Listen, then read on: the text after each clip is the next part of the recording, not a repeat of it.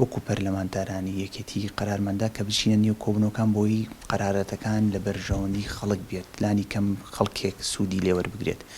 بۆیە دوێنێ لە کۆبنەوەی دوێنێی خەلی ئەزما یان شانەی قەیران چەند بابەتێکە بوو کە ئێمە باشمانزانی کە مناقەشەی بکەین لەوانە لەناو پارێزگا و خۆشبەختانە دەنگشی لەسەر دەرەیەکێک لەوانە مەسلەی مۆلیدات توانیمان لە 9,000 دینارۆ بیکین بە 3,000 دینار بۆ هەر ئەمپێرێک و هەروەها کولی مۆلیدەیەک دەبێت لە 10 ماڵی کەم دەرامەت لە گەڕاکەکەی خۆی خۆش بێت.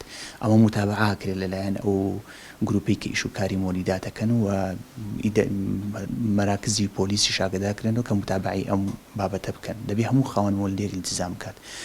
و لە ماوەکانی ڕابردوو توانیمان لەگەڵ وەزارەتی کارەبا کۆنتاکت دروستکەین سەبارەت بۆی حەسەی کارەبای کەرکوک کەم بۆتەوە و خۆشبەختانە 2 ڕۆژە زیاد بووە. ئەبینین ئێستا کارەبای کەرکوک لە قیاسن بە پێشووتر زۆر باش کارەباکە هەیە.